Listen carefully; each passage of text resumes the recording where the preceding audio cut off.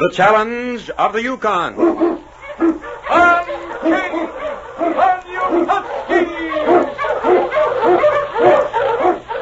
King, the swiftest, strongest of Eskimo lead dogs, blazes the trail through storm and snow for Sergeant Preston as he meets the challenge of the Yukon.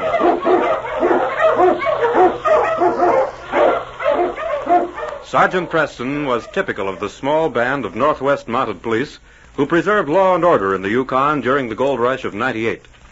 That was the year that brought over 50,000 men swarming into the Klondike region, and the greed for gold led to frequent violence and bloodshed. But in spite of the odds against them, the force preserved a splendid record in maintaining the right. The challenge of the North was answered, and justice ruled triumphant.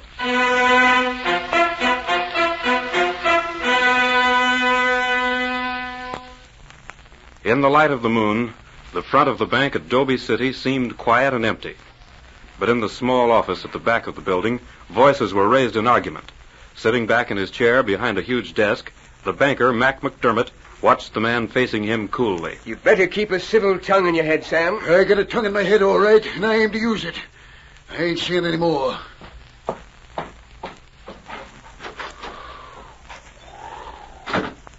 He looks mighty determined to me. If what he says is true, if you're keeping more than half of the gold, Mac... What if it is true?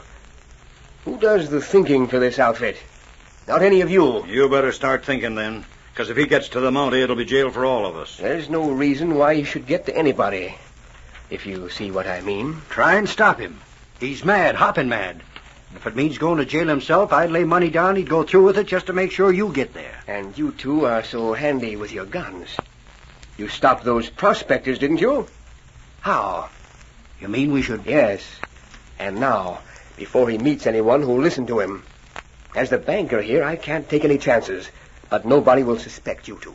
Well, I always say when there's work to be done, no use putting it off. Glad there's one man of action around here at least. Come on, Slim. I'm ready. You don't have to worry none about Sam. He ain't likely to meet anyone he can talk to. Just make sure of that. I see now. These must be his tracks here. I guess he went this way. Wonder if he got on his sled. No, I don't think so. If I was in his shoes, I'd stay right here. I hate to do this, Pete. It's him or us. I never did like jails. Look. Huh? There he is. Yeah. He's just walking around. Well, he ain't going to be walking long. Got your gun? Yeah. Then let him have it and beat it quick. Now tell him who'll hear the shot and come running.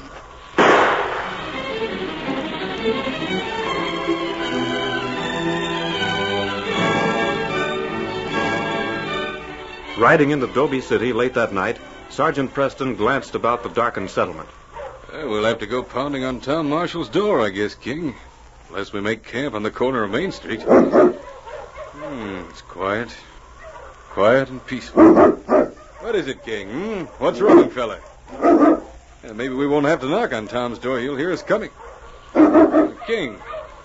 He's turning off to the left. Ho, you huskies. Ho, ho. All right now. What is it, eh? At this hour of the night, there can't be... Well, there's someone in the snow. He's trying to move. What? What's wrong? Who? Sam. Sam Carson. Is it Preston? Sergeant Preston? Yes.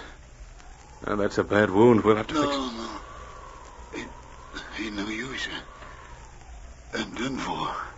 How did it happen, Sam? Who did it tell me? He didn't. I should have known. Who, Sam? Who?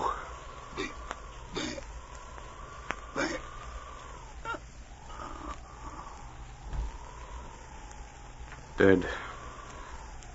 If only we'd found him sooner. So that's what you wanted me to see, King. But what was he going to tell me? He started to name the man who shot him. The next morning, miners and trappers crowded the streets and stores of the small settlement. Even at that early hour, the cafe was crowded. Bangs Murdoch often remarked his business began with the rising sun, and his doors remained open as long as there were men at the bar. Sergeant Preston's eyes skimmed over the crowd till he saw Bangs at the far end of the room pouring drinks.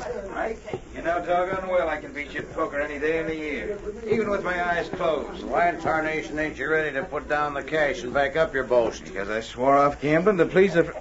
Sergeant Preston. Say, when did you get in? Hello, Bangs. Hello, Mike. If I'd known you was coming... What'll you have? It's on the house. Oh, I forgot. It's kind of hard to offer the sergeant any hospitality in a cafe, ain't it? Mike here's just trying to start up a game of cards, Sergeant. If I hadn't made that promise to you not to gamble anymore, I'd be a richer man right now. You're a poorer one. Bangs, I'd like to talk to you for a few minutes. Me? Sure. If it's private, we can go back here. I'll see you later, Mike. Sure. Nobody will bother us in here. What have you got on your mind, Sergeant? Sit down, make yourself comfortable.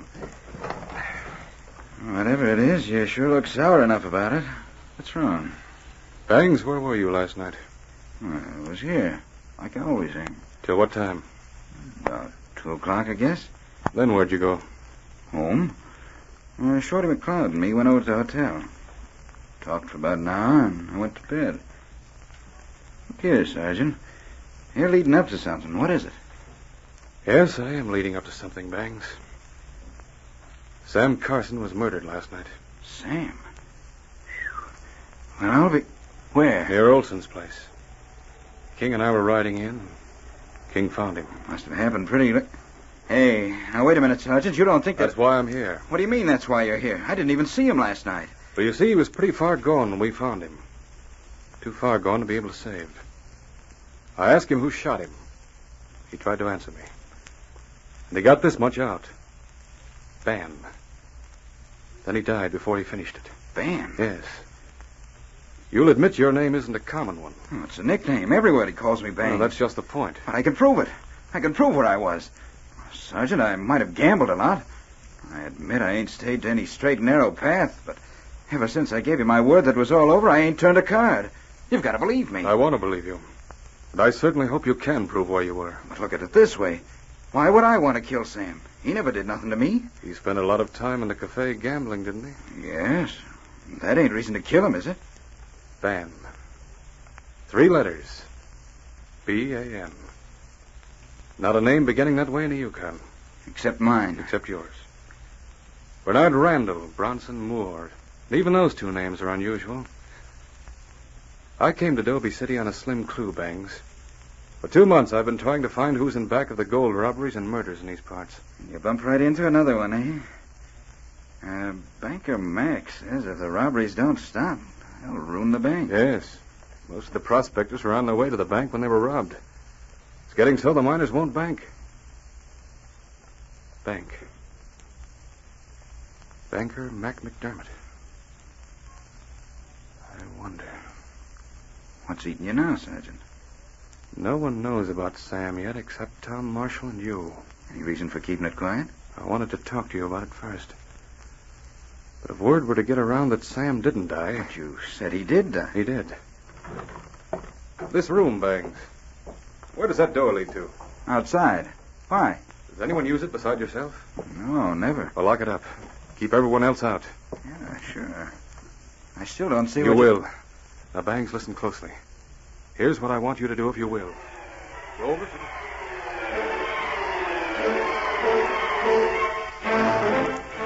In his office at the bank, Mac McDermott hurriedly called a meeting with the 2 men who'd been with him the night before. As soon as Pete returned with his companion, the banker accused them hotly. You could have taken time to be sure. Yeah, I guess we should have stood there holding the gun on him till morning. Who shot him? I did. Once? Once. He dropped right where he stood, boss. I could have swore Slim got him. Well, he didn't. If it hadn't been for that Mountie. Now, listen to me. And if you've got a brain between you, maybe you can remember what I say. He's over in the back room at the Silver Dollar Cafe. Murdoch's taking care of him. He hasn't gained consciousness yet. And it's up to us to see that he doesn't. Yeah, but listen, boss. That back room over at the Silver Dollar is different from letting him have it on the street. There are windows in the room, aren't there? And there's a door. Meet me here tonight, after dark. And just to be sure there's no slip, this time I'm going with you.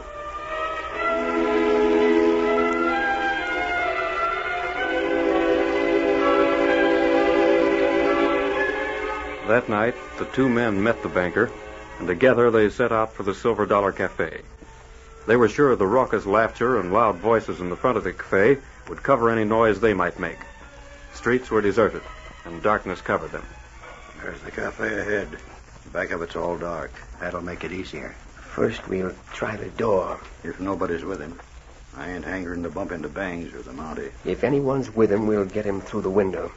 And them, too. Remember, if he opens his mouth, the two of you are as good as dead. And you, too, remember that. Quiet now. Whose dog's that? Don't worry about any mutt. He probably is a stray Malamute. Now wait till I go over to the window. Cuss that mutt. Shut up. Who'll pay any attention to a dog barking? It'll be the last time he barks him. That's funny. I could swear I seen that critter somewhere before. You're just nervous. Look. There's no one in there with Sam. Yeah. He's on the couch over near the wall.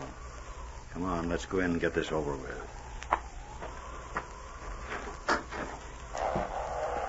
Say, it's unlocked. Come on. Shall I turn up the lamp? He's sleeping. What'll you turn it up for, you fool? You had less light to see him last night and you missed him. This time, make sure. You'll never know what hit him. Come on now, get out of here. Mix with the crowd out in front. Not so fast, McDermott. What in the... Preston, I thought I recognized that mutt. King sure did a good job of warning us that a pack of skunks was coming. So you came back to finish the job, did you, Mac? You ain't so smart after all, Monty. Put up your hands. Better put that gun away, Slim. Should I let him have it, boss? Well, for a minute I was so surprised I forgot you boys were holding guns. No, don't let him have it here. You wouldn't dare to kill a Mountie, Mac, and you know it. It's suicide. Not for me, it isn't. Because there won't be anyone around to tell about it. I've been wanting to see the sergeant here in a spot like this for a long time. I always thought as much. Every time I looked into those greedy, murderous eyes of yours. I guess the same thing will happen to us that happened to Taylor, Abner Keller, and all the rest of the prospectors on their way to your bank. As a matter of fact, you're right. That's exactly what's going to happen. All right, now get moving. Hey, Sergeant, ain't you... Shut up. Just keep going. You heard him. What about Sam? Somebody will find him in a couple of hours. This time his mouth is shut for good. Well, empty-handed, the Mountie don't look so brave, does he? You're forgetting something, Mac. My partner. Look out for that mutt, Slim. Hold a gun on me, will you? No! Let go of my arm. Help! You got the gun, Sergeant? Yes, I've got it. Stop, McDermott. You won't take me. After it, King. You'll get him. I never saw a dog like that in all my life. Where's... Oh, Pete here got caught by a haymaker he wasn't expecting. nice work, Bangs. Well, McDermott didn't get far. Wait till he finds out they was firing at a blanket roll. Blanket roll? That's right, Slim. You did kill Sam the other night. Bangs circulated the story that he'd only been wounded.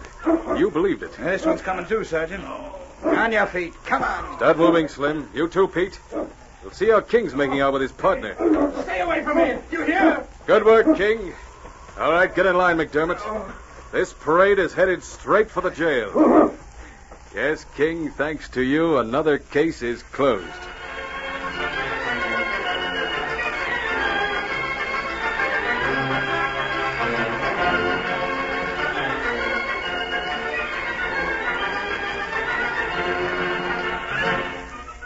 Challenge of the Yukon, a copyrighted feature of the Challenge of the Yukon Incorporated, brought to you every Saturday at this time, originated in the transcription studios of WXYZ Detroit. The characters and events in tonight's drama were fictitious. Bill Morgan speaking. This is the Michigan Radio Network.